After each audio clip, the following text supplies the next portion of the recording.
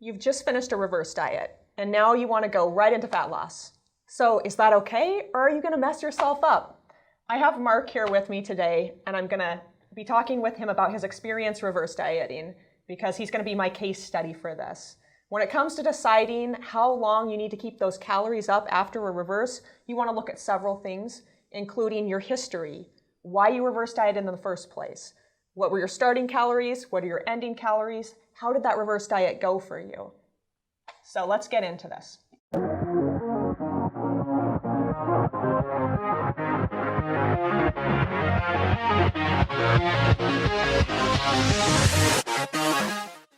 So the first thing that comes into play is diet history. So Mark, can you tell us a little bit about your diet history and whether you were coming off a diet right before you started reversing? Yeah, I was coming off of about a 6-week diet. I lost around 15 pounds, and the end point of my calories was about 2,600. Okay, so this wasn't really a very extreme diet for you then? No, not really. I mean, I really do not like pushing myself to extremes with diets because I like food.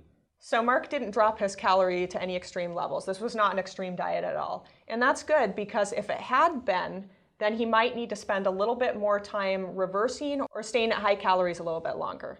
And the reason that an extreme dieter might need to do that is because when you cut calories to a very low level for a long time, your metabolism can adapt a little bit. Now, does it slow to zero, to where you're burning no calories and where you can actually gain weight by dieting? No, that doesn't happen. But I do want to show you an example of how metabolism can slow down a little bit. So a case study was done on a bodybuilder a few years ago. He started out at around 15% or 14% body fat, got down to 5%. Okay, that's a pretty extreme diet when you're getting to contest prep body fat levels. And during the course of that process, testosterone dropped, his thyroid hormone levels dropped, and even the amount of calories his body was burning at rest dropped by a few hundred calories. So his body did compensate and metabolism did slow down somewhat. And you can see that physiologically, he wasn't really all as healthy anymore as he had been before the diet. Now, the really interesting point here is that even when his blood was tested 5 months after this diet, testosterone levels and thyroid levels and his basal metabolic rate still hadn't recovered completely. So he was still burning fewer calories at that point. And I think that's really interesting because he had regained the body fat, he had regained the muscle that he lost, and his calories were at a higher level, but yet his body had still not caught up. So in cases like this, a person might want to reverse for longer and keep their calories higher for maybe 6-9 months, maybe even longer, just to make sure that they fully recover physiologically and that hormones are at appropriate levels again. So Mark did a great job on that diet. He was able to lose 15 pounds, but he did that without doing anything extreme, and the calories at the end of this diet were still at 2,600, which is really good. So the second thing that I want to ask Mark about is his mental state, and that's going to determine a lot about how long a person needs to reverse and how long they need to keep those calories up. So Mark, how were you feeling right before the reverse diet? When you were dieting, did you still have a pretty good relationship with food? Were you binging? No, not really. I mean, I do like to eat, so I obviously don't like being on diets, and the shorter that I'm in a diet, the better, which is another reason why I don't like to let my body fat levels get high when I'm trying to put on size and strength and all that.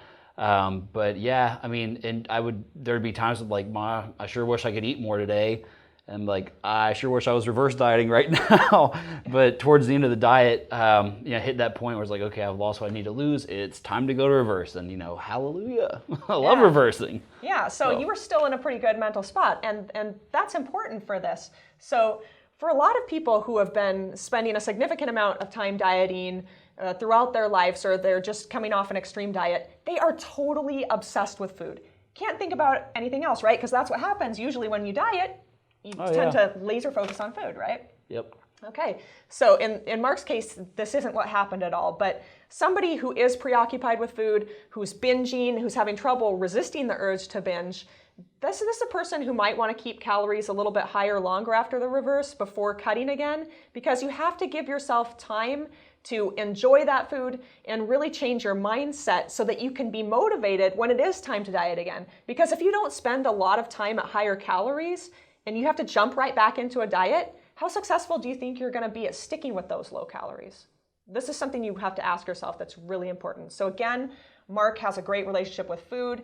Even though he could, stand to eat a little bit more and he did get hungry sometimes, it wasn't like he was falling off the wagon all the time or binging. Yeah, it really wasn't too bad. I'm just spoiled. Okay. All right, so the next question I want to ask you about is, what was your goal going into the reverse diet?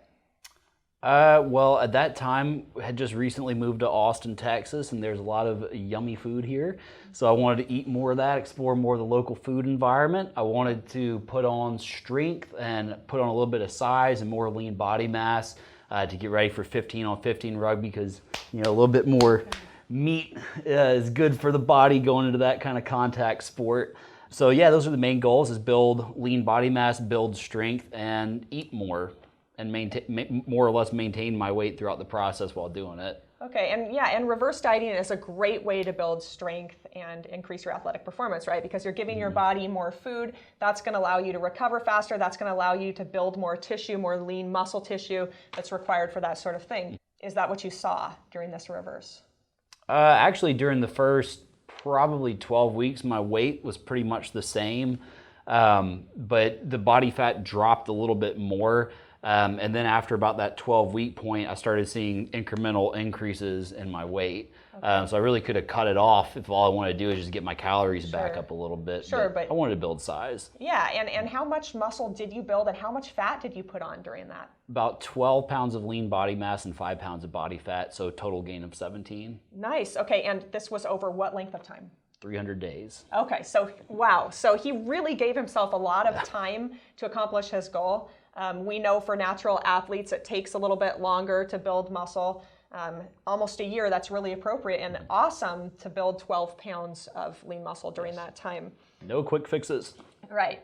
So Mark spent a lot of time reversing. He spent almost a year and he was able to put on a lot of muscle during that time and accomplished his goals. So there would really be no need in his case to stay at those higher calories any longer because he's already been there for a year, right? He's already accomplished his goal. It's okay for him to turn around and cut. Now, if he had spent less time on that reverse, like let's say maybe 3 or 4 months reversing, that probably wouldn't have given him enough time to build the kind of muscle and increase performance as much as he wanted, allow his body to really acclimate to that whole thing. So in those cases, I would recommend him maybe keeping calories higher for longer, especially in the case of muscle gain. You're gonna need somewhere around 9 months to a year to make any substantial change in his body. But in his case, it's okay for him to turn right around and do fat loss. Yep, and I'm almost at a point where eating is becoming a chore because my targets are so high. So it will be nice to have a little bit of a break from such a high intake.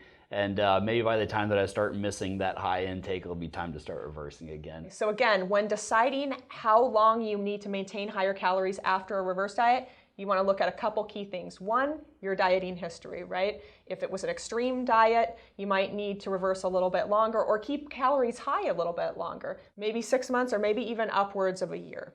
What was your mental state right before you started reversing? If you weren't in a good place, odds are you're going to need a lot longer to get to a good place and be motivated again to where you can stick to those lower calories when you jump back into the diet.